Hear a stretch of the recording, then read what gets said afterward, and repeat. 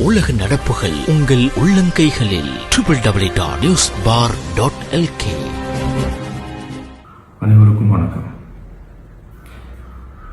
என் லைஃப்பில் இந்த மாதிரி ஒரு பெயின்ஃபுல்லான ஒரு சுச்சுவேஷனை நான் ஃபேஸ் பண்ணதே கிடையாது. மனசு முழுக்க வலி மட்டும்தான்.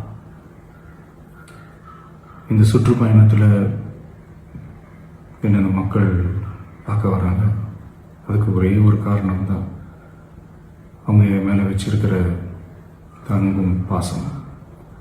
அந்த அன்புக்கும் பாசத்துக்கும் நான் எப்பவும் கடமைப்பட்டிருக்கிறேன். அதனால தான் இந்த சுற்றுப்பயணத்தில் மற்ற எல்லா விஷயங்களையும் தாண்டி மக்களுடைய சேஃப்டி, அதில் எந்த காம்ப்ரமைஸும் பண்ணிடக்கூடாதுன்றதுக்காக தான் அது என் மனசில் ரொம்ப ஆழமாக இருக்கும் அந்த எண்ணம். அதனால தான் இந்த அரசியல் காரணங்கள் எல்லாத்தையும் தவிர்த்துட்டு ஒதுக்கி வச்சுட்டு மக்களுடைய சேஃப்டி மட்டும் மைண்டில் வச்சுக்கிட்டு அதுக்கான இடங்களை சூஸ் பண்ணுறது, அதுக்கான இடங்களை பார்த்து பர்மிஷன் கேட்குறது, போலீஸ் டிபார்ட்மெண்ட்டில் அதை ரிக்வெஸ்ட் பண்ணி கேட்போம். ஆனால் நடக்கக்கூடாதது நடந்துருச்சு. நானும் மனுஷன் தானே. அந்த நேரத்தில் அத்தனை பேர் பாதிக்கப்பட்டு இருக்கும்போது எப்படி அந்த ஊரை விட்டுட்டு என்னால் கிளம்பி வர முடியும்?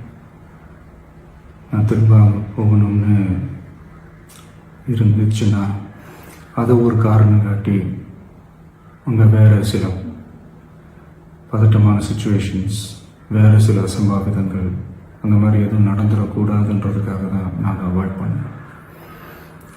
இந்த நேரத்தில் சொந்தங்களை இழந்து தவிக்கிற இத்தனை குடும்பங்களுக்கும் என்னுடைய ஆழ்ந்த இரங்கலை தெரிவிச்சுக்கிறேன். எனக்கு தெரியும், என்ன சொன்னாலும் இது ஈடையாகாதுன்னு எனக்கு தெரியும்.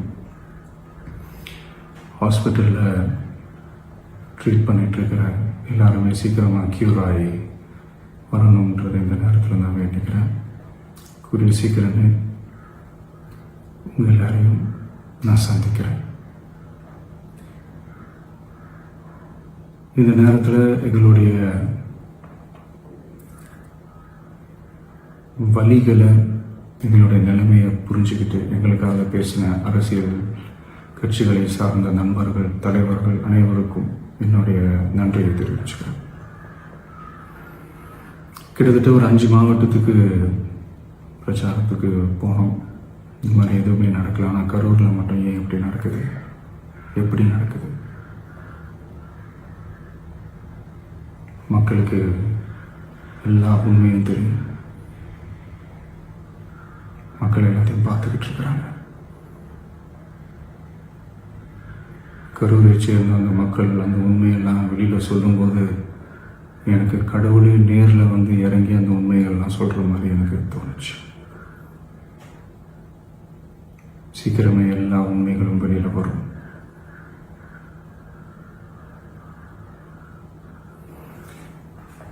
எங்களுக்கு தரப்பட்ட இடத்துல நாங்கள் போய் அந்த ஸ்பாட்டில் நின்று நாங்கள் பேசிட்டோம். அதை தாண்டி எந்த தவறும் எங்கள் சைடில் நாங்கள் எதுவும் செய்யலை. பட் இருந்தாலும் எங்கள் கட்சியை சேர்ந்த நிர்வாகிகள், தோழர்கள் மேலே எஃப்ஐஆர், அது மட்டும் இல்லை சோஷியல் மீடியாவை சேர்ந்த நண்பர்கள், தோழர்கள், அவங்க மேலே எஃப்ஐஆர்லாம் போட்டு இப்போ பிடிச்சிக்கிட்டு இருக்கிறாங்க.